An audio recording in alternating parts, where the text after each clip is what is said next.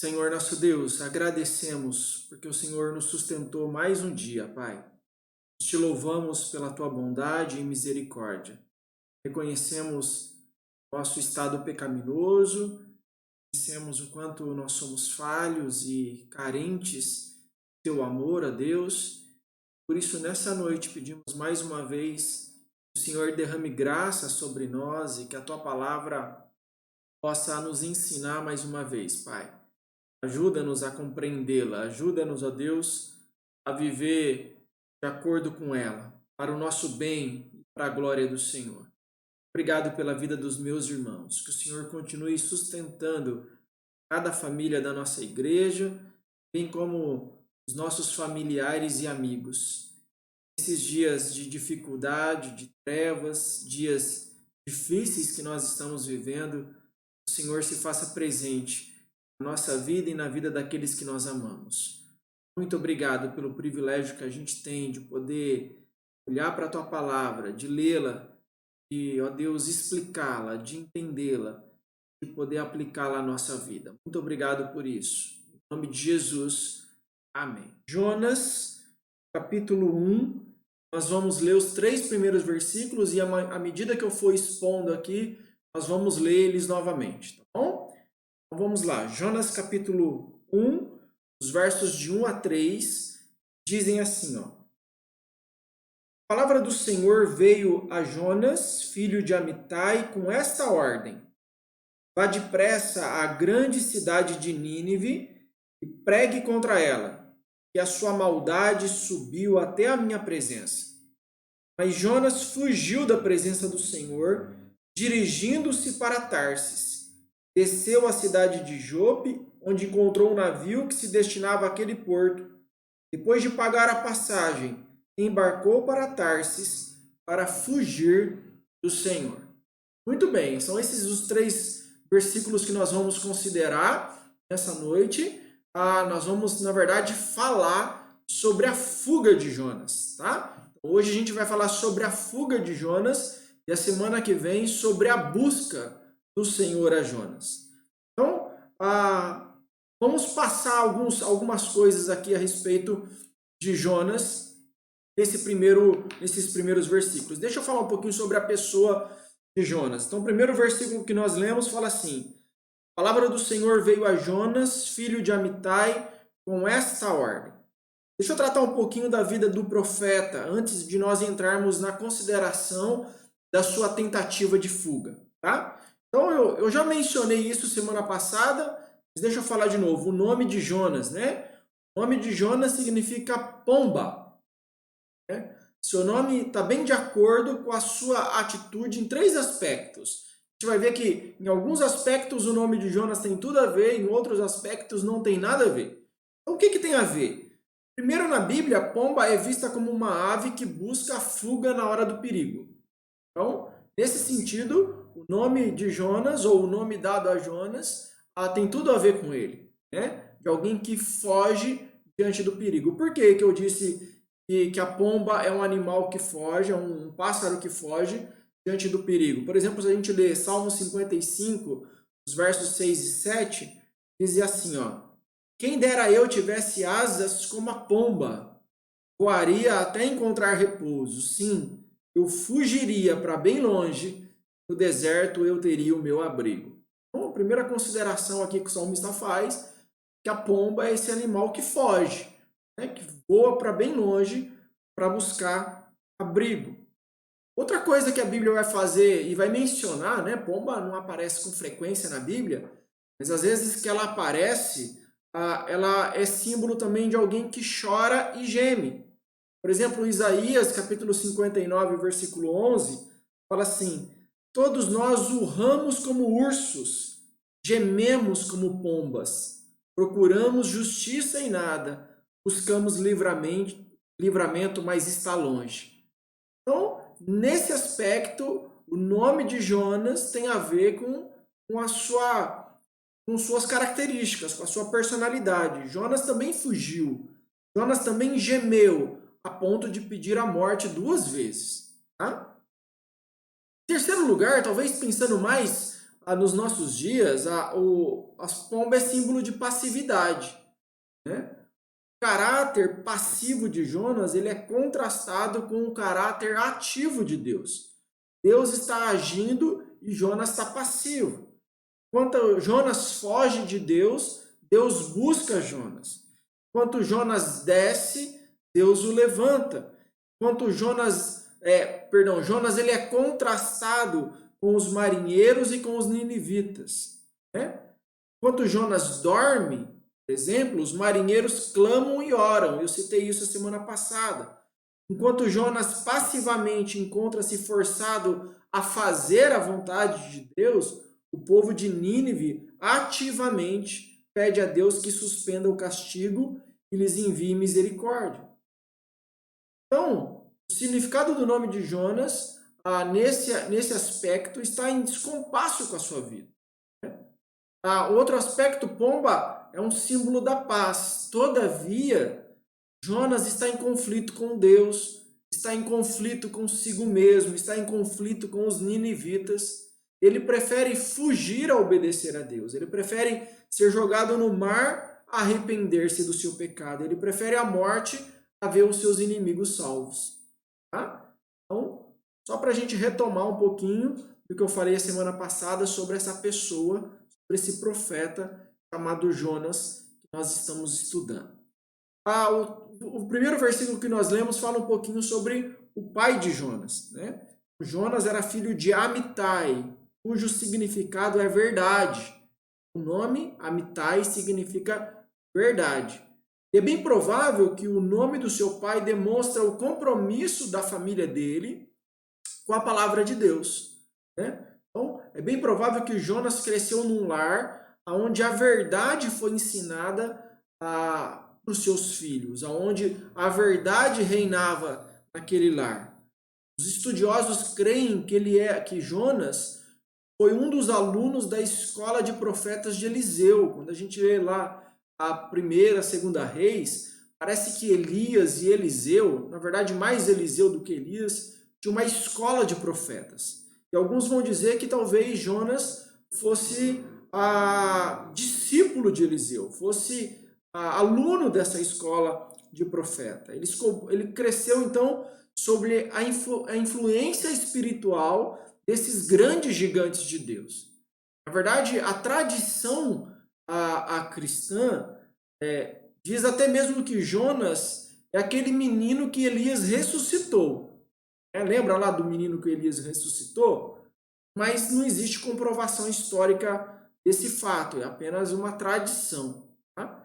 Então, Jonas remonta mais ou menos essa época, e alguns vão dizer que o seu lar era um lar, vamos dizer, não cristão, né? Porque é antes de Cristo, mas era um lar voltado para o Senhor. Tá? Deixa eu falar um pouquinho sobre a profecia de Jonas. A única referência sobre o profeta Jonas no Antigo Testamento, fora do seu livro, né, fora do livro de Jonas, está aí em 2 Reis 14, 25. Quando diz, foi ele quem restabeleceu as fronteiras de Israel desde Lebon-Amate até o mar da Arabá, conforme a palavra do Senhor, Deus de Israel, anunciada pelo seu servo Jonas, filho de Amitai, profeta de Gat-Hefer.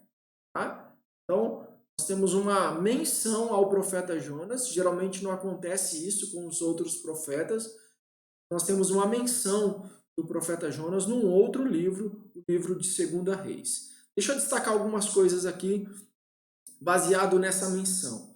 A primeira é que Jonas ele profetizou durante o reinado de Jeroboão II. Tá? Então, Jonas profetizou nesse período. Esse Jeroboão II foi o mais importante rei do reino do norte, já quando o reino estava dividido. Então, ele foi o mais importante rei do reino do norte. Ele governou em Samaria 41 anos e ele estendeu os limites do seu reino para horizontes tão amplos que quase se igualou aos tempos áureos do reinado de Davi. Em seu reinado, no reinado de Jeroboão II, houve prosperidade financeira para o Reino do Norte, grandes conquistas militares, houve paz nas fronteiras, né? Ou seja, não houve guerras, mas de igual modo, grandes sinais de decadência moral e espiritual na nação. Então, ainda que a nação prosperasse, ela estava vivendo um declínio espiritual muito grande. Jonas é apresentado como alguém de Gat-Hefer, e essa pequena vila se situava no território de Zebulon, cerca de 7 quilômetros ao norte da cidade de Nazaré, numa elevação localizada a 19 quilômetros a oeste do Mar da Galileia. Portanto, Jonas era um profeta galileu. O sinédrio judaico que discutiu com Jesus não conhecia bem a Escritura, ou estava muito desinformado quando eles disseram para Jesus, ou discutiam a respeito de Jesus, quando disseram que da Galileia não procedia nenhum profeta. Está lá em João capítulo 7, versículo 52. Eles falam assim, entre eles, não, nenhum profeta veio da Galileia, não vem profeta da Galileia. Jonas era da Galileia. Tá? Uma terceira consideração que eu quero fazer a respeito desse versículo é que Jonas profetizou a favor da expansão das fronteiras de Israel. Mesmo sendo Jeroboão o segundo homem que fez o que era mal perante o Senhor, como havia feito os seus antecessores, Jonas profetizou o alargamento das fronteiras desse reino. Ele foi instrumento de Deus para anunciar o crescimento da sua nação, o fortalecimento político da sua terra e a expansão dos limites daquele reino. Agora, Jonas não quer profetizar a salvação daqueles que são seus inimigos potenciais, que é Nínive. Tá? Bom, vamos passar para o ponto número 2, o chamado de Jonas. Então, versículos 1 e 2 diz assim, o Senhor dizendo, vá depressa à grande cidade de Nínive e pregue contra ela, que a sua maldade subiu até a minha presença. Deixa eu destacar alguns pontos aqui sobre isso. Bom, em primeiro lugar, quero destacar que Deus fala com Jonas. Né? Então, Jonas é um homem de Deus, um homem com quem Deus se relaciona, Deus fala com ele. Essa expressão do versículo 1, a palavra do Senhor veio a Jonas, introduz aqui uma comunicação divina a um profeta em mais de 100 casos no Antigo Testamento. E aí, geralmente, quando aparece essa expressão, né, a palavra de Deus veio, né, a alguém, né, quando aparece essa expressão do versículo 1, o que vem a seguir geralmente é a mensagem que o profeta deve proclamar, ou então introduz instruções específicas para o profeta. Então é o caso aqui. Né? A palavra do Senhor vem a Jonas, e aí então traz para ele a instrução que o Senhor espera dele. Ele vá até Nínive pregar a palavra de Deus. Então, Jonas é um profeta que recebe a palavra de Deus para transmiti-la aos homens. Então, por isso que ele é chamado de profeta, porque ele recebe essa palavra. Jonas é um canal, ele não é um receptáculo. Deus não fala com ele somente para ele. Deus fala com ele para que ele possa compartilhar essa palavra. Né? Então, Deus não está apenas lidando com Jonas. Deus quer usar Jonas. Então, o profeta não pode reter a mensagem, o profeta não pode mudar a mensagem, ele tem que receber essa mensagem e transmitir ela com fidelidade. É isso que o profeta deve fazer. O profeta nunca cria a mensagem, ele apenas transmite a mensagem. O profeta ele é servo da mensagem, e não é o dono dela. Tá? Então, o profeta não é a fonte da mensagem, é o instrumento que entrega a mensagem. O profeta não escolhe o que prega, nem a quem prega. É um servo de Deus, um servo da mensagem. E o que se requer do profeta é fidelidade no cumprimento da sua missão. E aí a gente vê que esse profeta está em descompasso com o título que ele tem, em descompasso com a missão que ele tem, em descompasso com o chamado de Deus para a vida dele. Tá? Então, vamos, à medida que o nosso estudo a gente vai expondo aqui, vamos delineando algumas características aqui de Jonas. Então, primeira coisa que Deus faz com Jonas ao chamá-lo é falar com ele. Então, Deus manifesta, Deus se relaciona com ele, fala com ele e manifesta o seu querer. Em segundo lugar, Deus comissiona Jonas. Tá? Então, primeiro fala, depois comissiona Jonas. Deus disse a Jonas: vá depressa à grande cidade de Nínive e pregue contra ela, porque a sua maldade subiu até a minha presença. Então, a comissão que Jonas recebe de Deus é soberana, é árdua, é clara e é urgente. Tá? O profeta Jonas recebe diretamente de Deus a missão de advertir uma outra cidade, uma outra nação, da consequência dos seus maus caminhos. Tá? Então, deixa eu destacar algumas coisas aqui sobre isso. Em primeiro lugar, Jonas é convocado por Deus para uma missão singular e inédita. Inédita. O profeta não pode pregar apenas aonde gosta de pregar. Ele precisa se dispor a ir pregar aonde Deus o envia para pregar. E certamente Nínive seria o último lugar do mundo que Jonas gostaria de ir como missionário.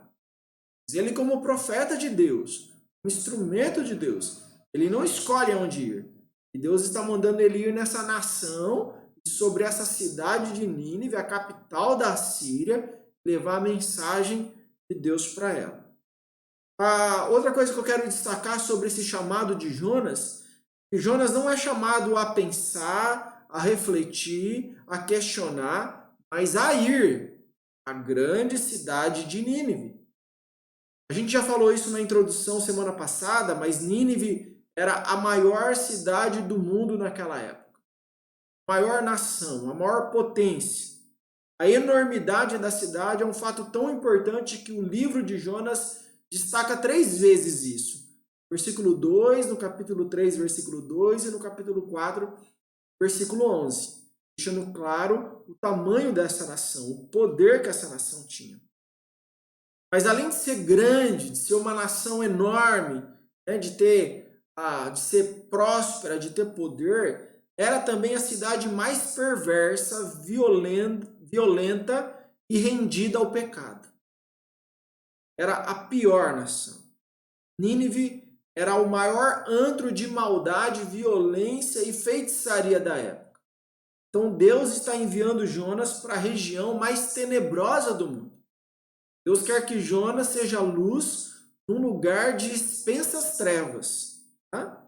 A descrição que o profeta, por exemplo, Naum, lembra que semana passada a gente falou que Naum também profetizou contra Nínive ou contra a Síria? Lá no livro de Naum, no livro do profeta Naum, nós temos uma descrição de Nínive, como que ela era essa nação cruel, de como que ela era essa nação assustadora. Quero compartilhar com vocês essa descrição de Naum sobre Nínive. Ela diz assim, ai da cidade sanguinária, repleta de fraudes e cheia de roubos, sempre fazendo as suas vítimas. O estalo dos chicotes, o barulho das rodas, o galope dos cavalos e o sacudir dos carros de guerra. Cavaleiros atacando espadas reluzentes e lanças cintilantes. Então, percebam, ele começa dizendo, Naum começa a dizer que aquela cidade era sanguinária. Além disso, havia fraudes e roubos, e ela sempre fazia as suas vítimas. Tá? Então, cidade sanguinária. Naum continua. Muitos mortos, montanhas de cadáveres, corpos sem conta, gente tropeçando por cima deles. Tudo por causa do desejo desenfreado de uma prostituta sedutora, mestra de feitiçarias, que escravizou nações com a sua prostituição e povos com a sua feitiçaria. Então, ele está falando um pouquinho do que acontecia quando a Síria, a Nínive, que era a sua capital, entrava em confronto com as outras nações. Ela ia deixando para trás mortos, cadáveres, corpos sem conta, né? Diz aí, gente tropeçando por cima deles. Ela ia matando, devastando tudo que estivesse pela sua frente. Então era assim que Nínive agia.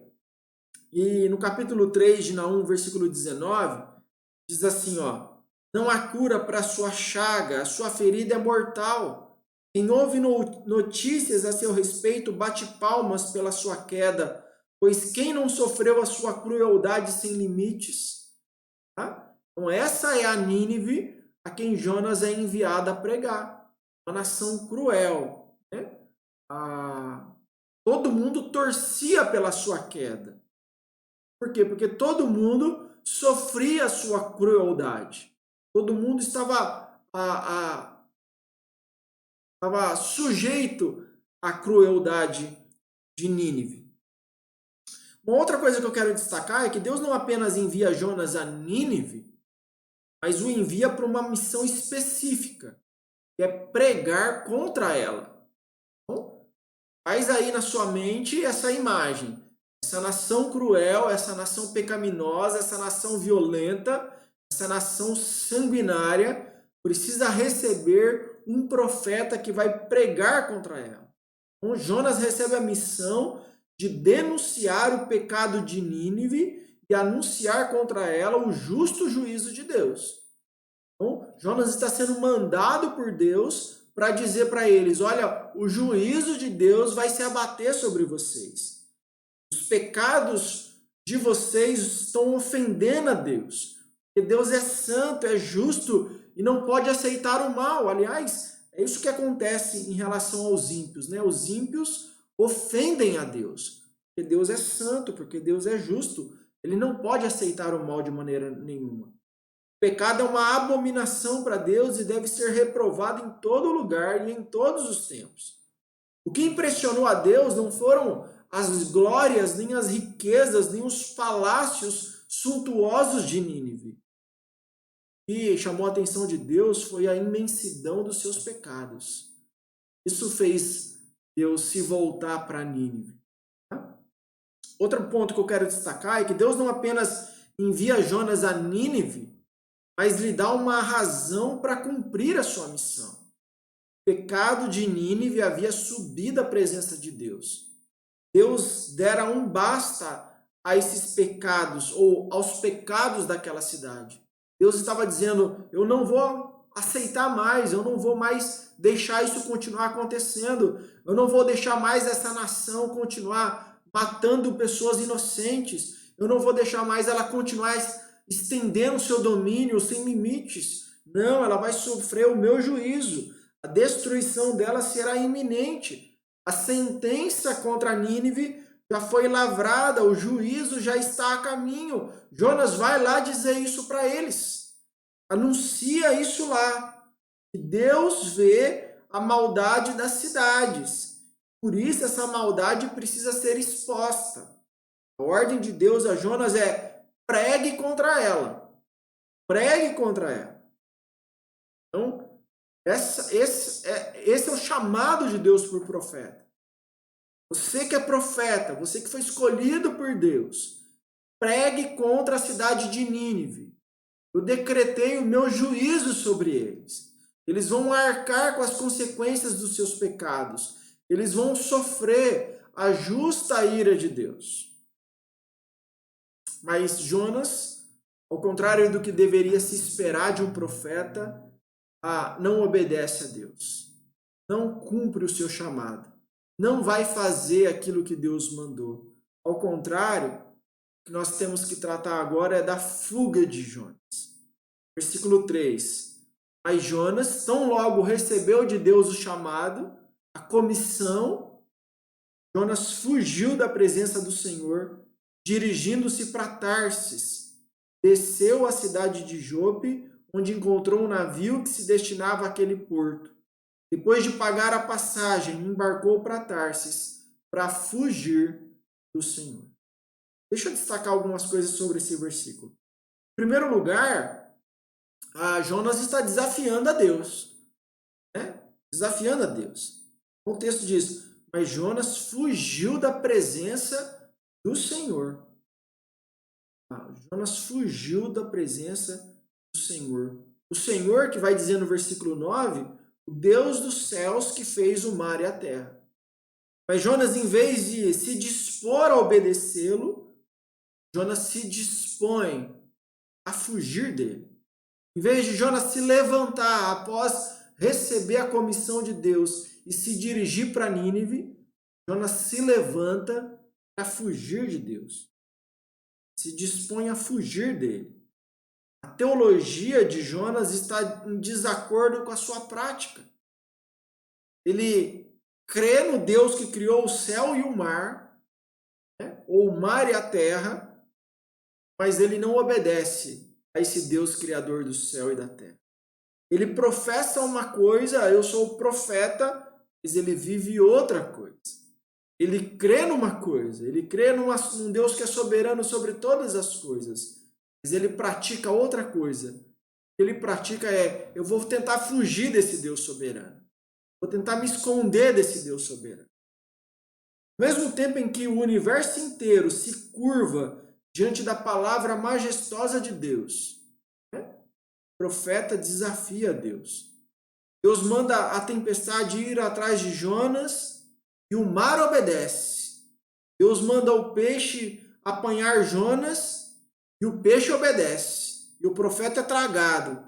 Deus manda um verme cortar uma planta e ele prontamente obedece ao comando de Deus e vai lá e corta a planta. Todavia, Deus envia o seu profeta a Nínive e ele se dispõe, mas para fugir para longe da face do Senhor. Jonas diz que teme a Deus, mas desafia a Deus. Jonas está em completo descompasso com Deus. Então, em segundo lugar, como diz aí o versículo 3, Jonas foge de Deus, né? Diz lá, mas Jonas fugiu da presença do Senhor. Jonas foge. Jonas não tem aqui intenção alguma de obedecer às instruções de Deus. Ele é convocado para ir ao leste, que é onde se encontra a cidade de Nínive, do lugar onde ele está, da sua cidade.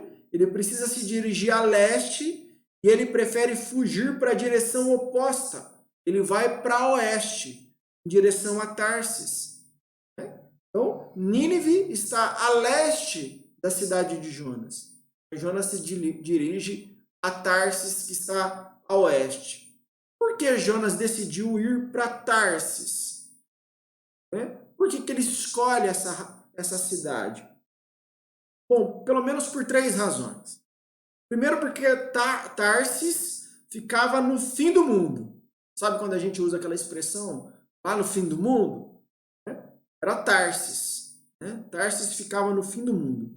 Era uma cidade fundada pelos fenícios na costa sudoeste da Espanha.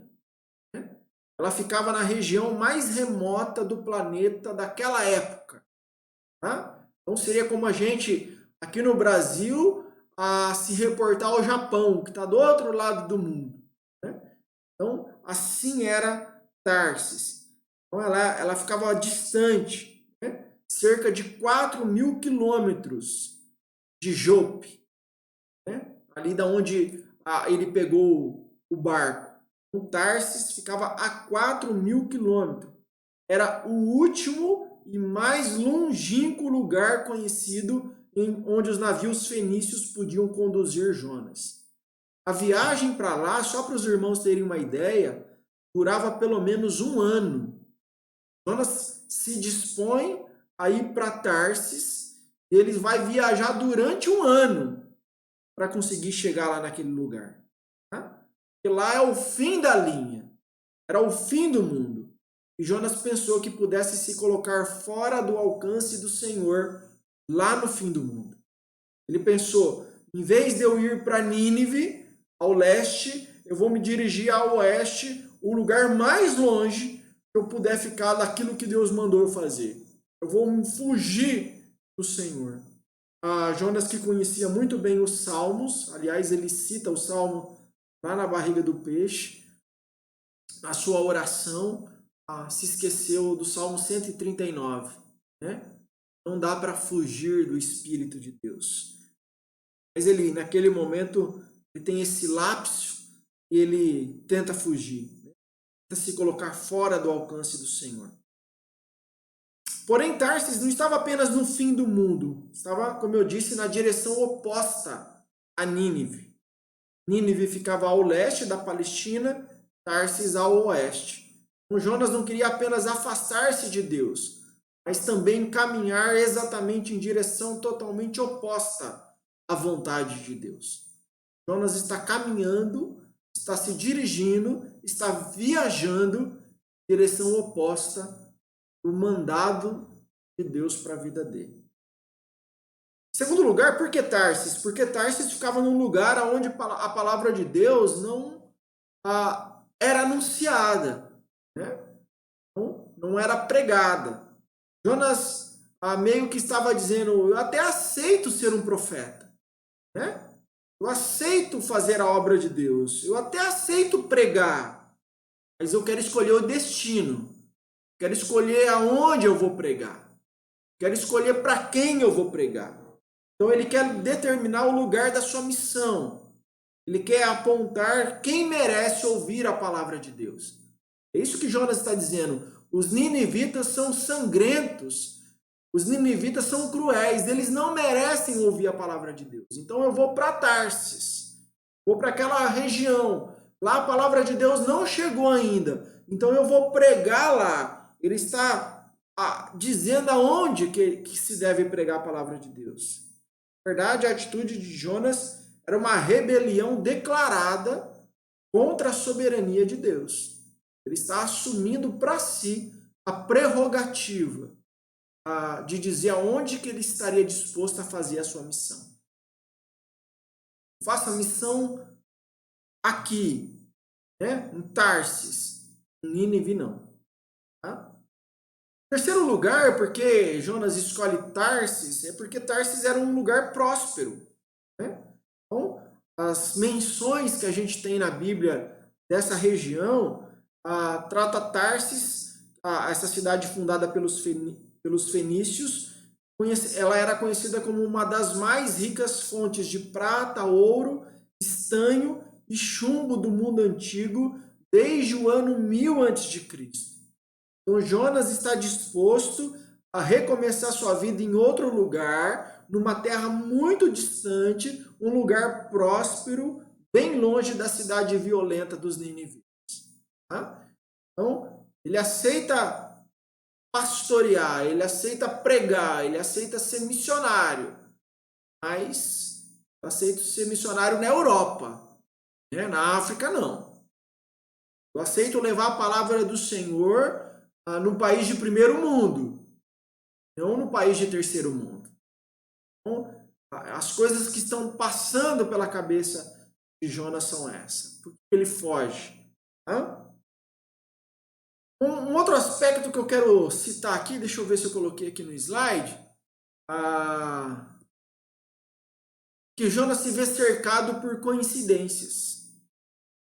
Na hora que ele se dispõe a fugir de Deus, ele se vê cercado por coincidências. Então, quando Jonas sai da sua vila lá em Gat-Hefer, nos altos das montanhas da Galileia, ele desce para Jope, às margens do mar Mediterrâneo.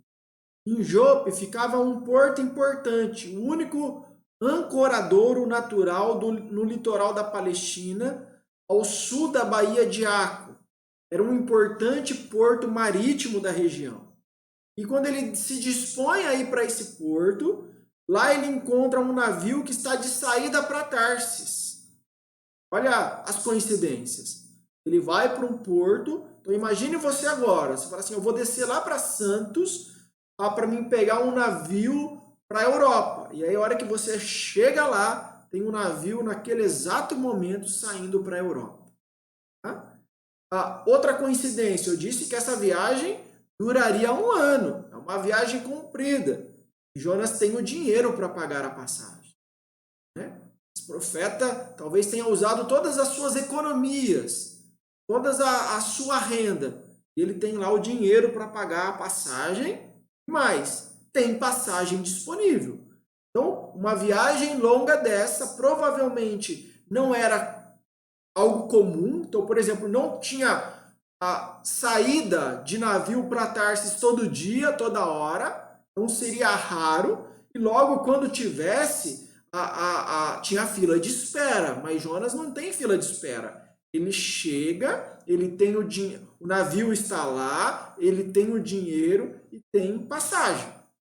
Aliás, algumas pessoas vão dizer que a maneira como é colocado o verbo aqui essa frase aqui no hebraico, dá a entender, então no português não fica claro isso, mas que dá a entender que Jonas na verdade compra o navio, né? Ele diz assim, eu pago tudo, então é como se não tivesse a viagem, não é uma viagem comercial, não é uma viagem de saída. Ele chega e banca, fala assim, eu pago, quanto que você cobra para me levar para Tarsis? E aí então ele gasta o dinheiro suficiente para isso, tá? E aí então o Jonas embarca para o destino mais distante daquela época.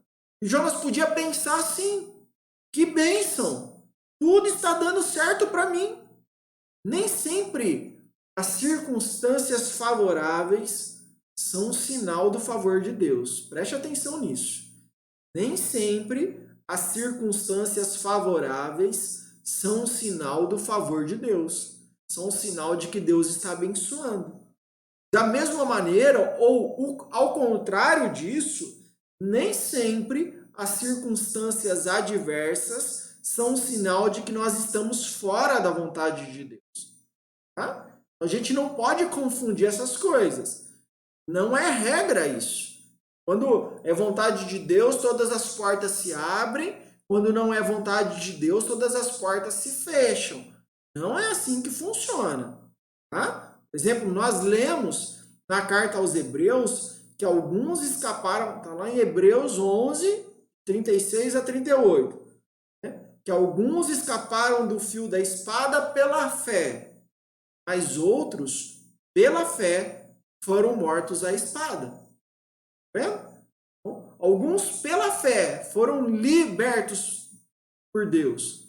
E outros, com a mesma fé, não foram libertos por Deus. Portanto, você não pode interpretar automaticamente que as circunstâncias favoráveis sinalizam a vontade de Deus, enquanto as circunstâncias desfavoráveis apontam que não é vontade de Deus. Só isso é muito pouco para a gente saber se é vontade de Deus ou não. Tá? A gente tem que tomar muito cuidado com isso. A gente que fala assim, não, as portas todas estão se abrindo, está dando tudo certo, deve ser vontade de Deus. Talvez não. Tá? A gente precisa tomar cuidado. Jonas ele podia raciocinar que tudo estava dando certo para ele cumprir o seu plano de fugir e escapar da sua missão. Tudo parecia uma feliz coincidência. Ele tinha o dinheiro para pagar a passagem, o navio estava saindo exatamente naquele horário, quando ele chega exatamente para o fim do mundo, aonde ele quer ir. E ainda mais, Deus poderia levantar outro profeta para cumprir aquela missão em Nínive. Com esses argumentos latejando em sua mente, Jonas então fugiu. Tá? Então, esses aspectos aí dessa fuga de Jonas. Como que o profeta vai raciocinando, de como ele vai formando, de como ele vai se afastando do Deus que o chama para usá-lo. Tá? Quarto lugar, Jonas desce sem parar. Outra característica aqui desse versículo. Jonas, na rota da desobediência, faz uma viagem, não para de descer. Né? Por exemplo, ele desce da sua cidade, Gat-Hefer, para Jope. Então, ele desce para o porto de Jope. Né? E aí, então, a maneira hebraica de contar isso não é à toa que ele está dizendo sobre essa descida, que ele está descrevendo essa descida. Então, da onde ele estava, ele desce para Jope. De Jope, ele desce até o navio. Tá? Então, ele chega ao porto e desce então para o navio. Ao entrar no navio, ele desce ao porão do navio. onde ele vai dormir. Do porão do navio, ele desce ao mar, quando ele é jogado para fora do navio. Do mar, ele desce até os fundamentos dos montes, ou seja, ele afunda no mar, está lá no capítulo 2, versículo 6. Depois, ele desce ao ventre do grande peixe. Né? Então, ele está fugindo de Deus e ele passa a descer. Então, a escalada de uma pessoa que foge de Deus é de uma descida contínua. Todas as vezes que alguém foge de Deus, ele está em declínio, ele está descendo. Porque o caminho da desobediência é um caminho descendente, onde a gente vai se afundando, onde a gente vai descendo cada vez mais. Um abismo chamando outro abismo. Nós vamos indo de queda em queda, de deslize em deslize. Esse profeta fujão vai parar no fundo do poço, ou seja, na barriga do grande peixe. Quem conhece a vontade de Deus para a sua vida e foge dela, está percorrendo um caminho para baixo. Para baixo. Em quarto lugar, eu ia falar um pouquinho sobre por que Jonas foge de Deus. Tá? A desobediência de Jonas estava erguida sobre o fundamento de várias desculpas bem consolidadas na mente do profeta. Jonas não era um homem simplesmente medroso ou covarde que não quer ir à cidade de Nínive. Ele era um homem em conflito, um homem numa luta. A piedade e o dever estavam em guerra no seu coração. Ele não foi a Nínive porque tinha medo de morrer nas mãos dos pagãos.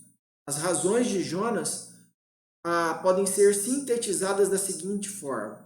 Primeiro, ele conhecia bem a cidade de Nínive. Nínive, a capital da Síria, situada na margem oriental do rio Tigre, destruída em agosto de 612 a.C. pelos medos, era uma antiga cidade, como eu disse, a maior cidade daquela época e também a mais perversa do mundo nos dias de Jonas. Na verdade, ela era uma cópia de Sodoma e Gomorra na sua perversão. Lembra lá? Gênesis, quando a gente lê sobre Sodoma e Gomorra, ela era uma cópia. Tempo de Jonas, o inimigo mais temido de todas as nações era a Assíria, da qual a capital era Nínive. Por isso Jonas desejava ver a total destruição de Nínive, não a sua salvação. Israel tinha medo de Nínive. Então Jonas não quer pregar o evangelho para eles. Jonas não quer levar a palavra de Deus para eles. Tá? Porque Jonas quer a destruição daquela nação. Nínive era uma cidade opulenta. Só para vocês terem uma ideia, a fortaleza da cidade media mais ou menos 50 quilômetros de comprimento por 16 de largura. Tá? Então, a fortaleza da cidade. Ela tinha um aspecto admirável. Havia 5 muralhas e 3 canais que circundavam a cidade. Nínive possuía grandes e belos palácios com os mais lindos jardins, 15 portas guardadas por colossais leões e touros davam acesso à cidade. Contava com 70 galerias magnificamente ornadas de alabastro e esculturas. O templo da cidade tinha a forma de uma grande pirâmide que reluzia ao sol. Nínive também era tão grande em iniquidade quanto em riqueza e poder. E as suas realizações intelectuais eram quase inacreditáveis. A grande Nínive tinha até uma biblioteca famosa, instalada por Assurbanipal em 650 a.C. Não era qualquer cidadezinha do Oriente. Era uma mega cidade. Uma cidade importantíssima. E Nínive, como a gente já falou, tornou-se famosa por sua crueldade. Crueldade assíria era lendária. Todos os povos detestavam as práticas desumanas das tropas assírias quando elas saíam vitoriosas. Os métodos deles de tratar os vencidos incluíam decepar as mãos, vazar os olhos e o esfolamento. Sabe o que é o esfolamento? Eles tiravam a pele das pessoas. né? Eles deixavam a pessoa viva, tiravam as peles da pessoa viva, tiravam a pessoa viva sem pele. Era assim que eles faziam. Pirâmides de crânios humanos marcavam o caminho que eles deixavam para trás. Meninos e meninas eram queimados vivos, homens eram esfolados vivos, privados da visão ou das mãos e pés, de orelhas e narizes, enquanto as mulheres e as crianças eram levadas cativas. A cidade capturada era saqueada e reduzida a cinzas. Era assim que Nínive fazia. Na lógica de Jonas, maneira de Jonas raciocinar, se Nínive fosse destruída, não correria o risco de mais tarde ela ir contra Israel. Então, o que ele quer é que essa nação seja destruída por Deus. E não que essa nação continue crescendo, que ela continue a se fortalecendo ao ponto de alcançar a nação de Israel. Então, Jonas é um observador político atento aos acontecimentos e ele, para proteger o seu povo, ele prefere seguir as suas ideias a obedecer ao Senhor. Na concepção de Jonas, a salvação de Nínive podia ser a derrota de Israel. A vida de Nínive podia trazer morte para o seu povo. Cumprir a missão em Nínive era trabalhar contra o seu povo, pensava Jonas. A missão de Jonas em Nínive era, aos seus olhos, uma missão suicida, uma missão contra si próprio, contra o seu próprio povo. Jonas mostrou-se preparado para perder o direito ao cargo profético, correndo o risco de não ser mais profeta de Deus, preparado para fugir para o exílio, preparado até para renunciar à vida, em lugar de ver Nínive poupada dos seus pecados. A Síria era o poder mundial em ascensão, destinado a destruir Israel. Jonas sabia disso. Em segundo lugar, o porquê que ele está relutante em levar a palavra de Deus a Nínive, né? Primeiro, porque ele conhecia bem a cidade de Nínive. Segundo, porque ele conhecia bem a Deus. De bom grado, Jonas teria saído de Israel e viajado a Nínive para pregar a condenação daquela grande cidade. Mas o que assustava Jonas não era anunciar o juízo nas ruas de Nínive. O que assustava Jonas era a possibilidade dos ninivitas se arrependerem, de Deus então suspender o castigo e enviar a eles a sua misericórdia. Jonas conhecia a Deus e sabia que se pregasse a mensagem do julgamento em Nínive e o povo da cidade se voltasse para Deus em arrependimento, Deus não julgaria, Deus não manifestaria mais o seu juízo sobre aquela nação, Deus iria poupá-los, Deus iria salvá-los.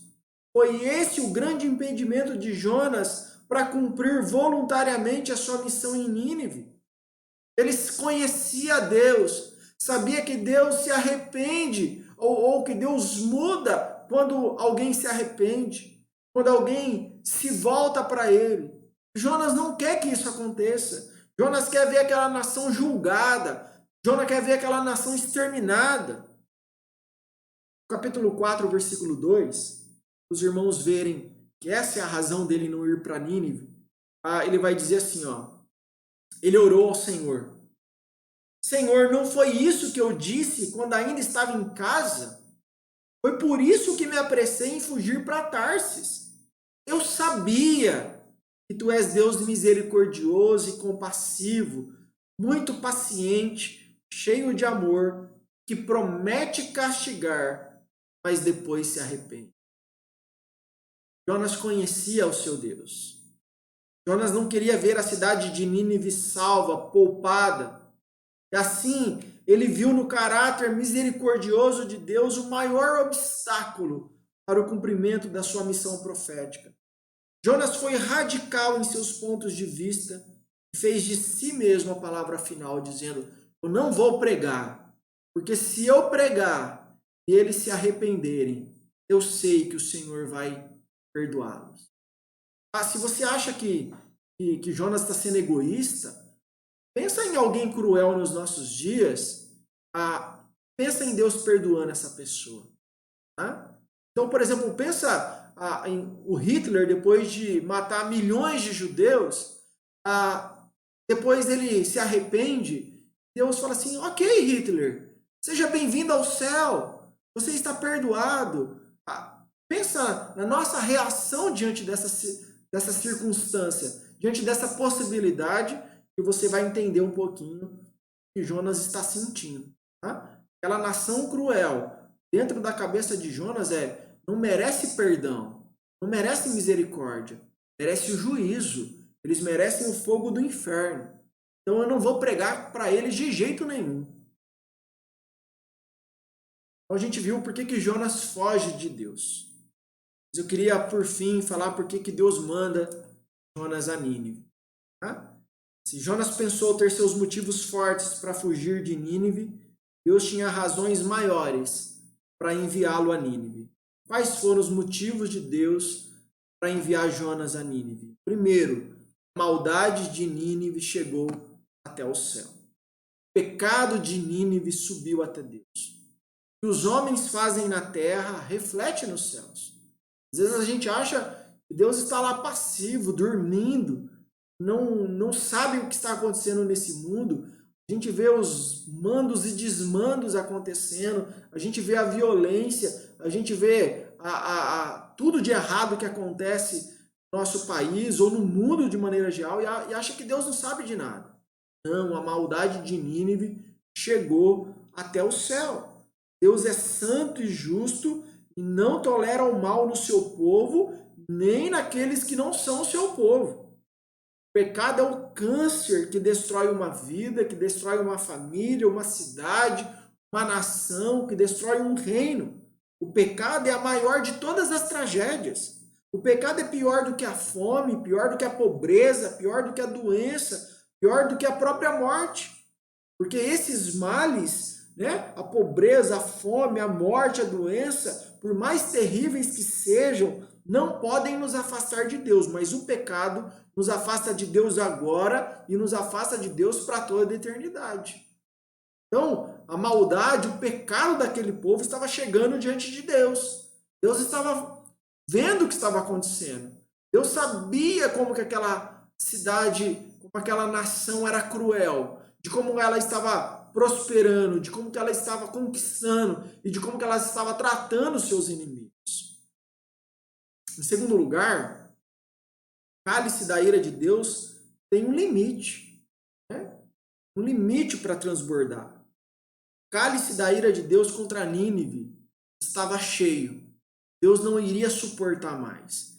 Deus não iria dar mais tempo para aquela nação. Havia chegado o tempo do juízo. Do céu, Deus viu os pecados da cidade e disse: basta, chega, acabou. E o profeta Jonas deveria anunciar à grande cidade a sentença divina: arrepender-se e viver, ou não se arrepender e morrer. Então, para essa mensagem que Jonas deveria levar. Mas outra razão porque Deus manda Jonas a Nínive é que a misericórdia de Deus triunfa sobre a sua ira. O projeto eterno de Deus é salvar aqueles que procedem de toda raça, povo, língua e nação. Por intermédio de Abraão, Deus disse que queria abençoar todas as famílias da terra. Israel era o povo escolhido de Deus entre as nações para ser luz para as nações, e não para se esconder das nações. Deus é capaz de amar até mesmo os objetos da sua ira, aqueles que merecem o seu furor. O amor de Deus não está baseado nas virtudes do objeto amado. A causa do amor de Deus está nele mesmo. Então, por mais que a pessoa não seja digna do amor, Deus ama porque o objeto do seu amor ou a causa do seu amor está nele mesmo e não no objeto. Deus nos ama não por causa das nossas virtudes, porque senão nós estaríamos perdidos. Deus nos ama apesar dos nossos pecados. Ele nos ama porque ele decidiu nos amar. Ele nos ama não por nossa causa, mas ele nos ama apesar de nós. Os ninivitas mereciam o juízo de Deus. mas ele derramou sobre eles a sua misericórdia. Eles mereciam a condenação, mas eles receberam a salvação. Onde chega o arrependimento, chega também a graça. Ou como diz o apóstolo Paulo, onde abundou o pecado, superabundou a graça. Onde as lágrimas do quebrantamento são derramadas, o perdão de Deus é oferecido. Onde há evidência de arrependimento, Deus suspende o juízo, Deus derrama graça.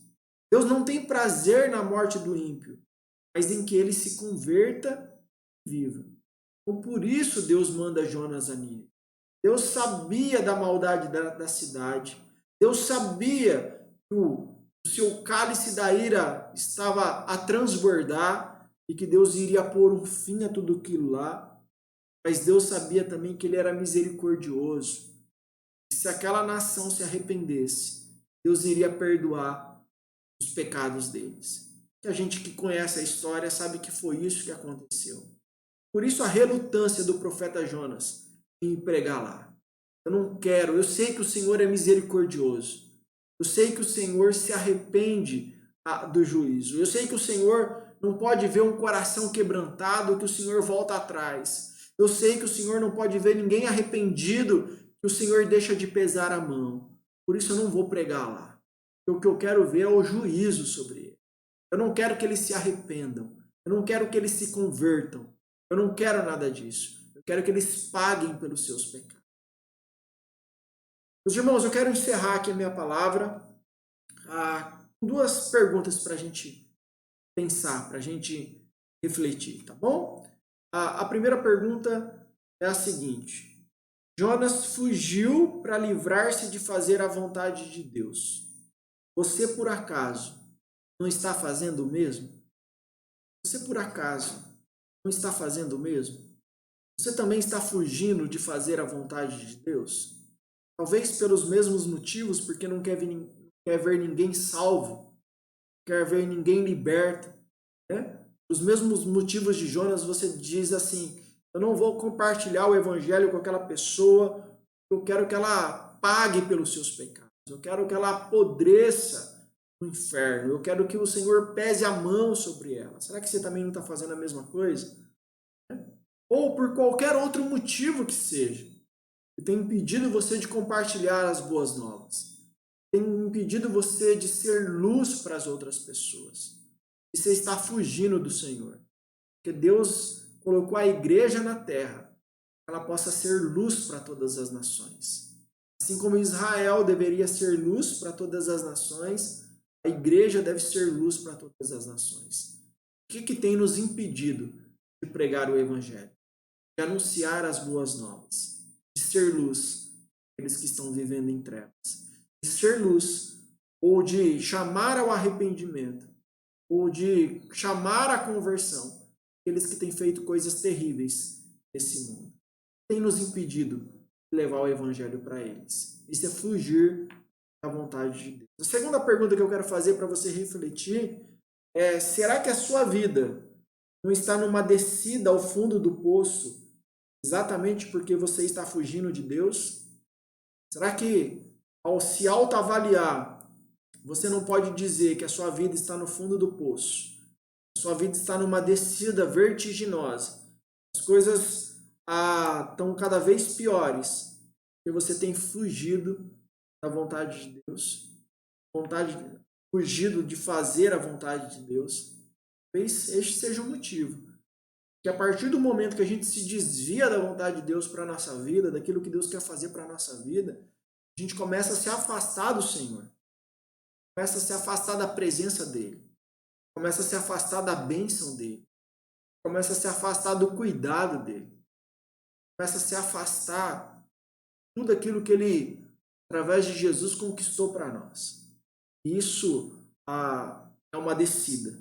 Isso é uma descida cada vez mais profunda. E a não ser que a gente reconheça que a gente está se afastando, a gente precisa voltar atrás, precisa voltar para os caminhos do Senhor, a gente precisa voltar para a vontade do Senhor.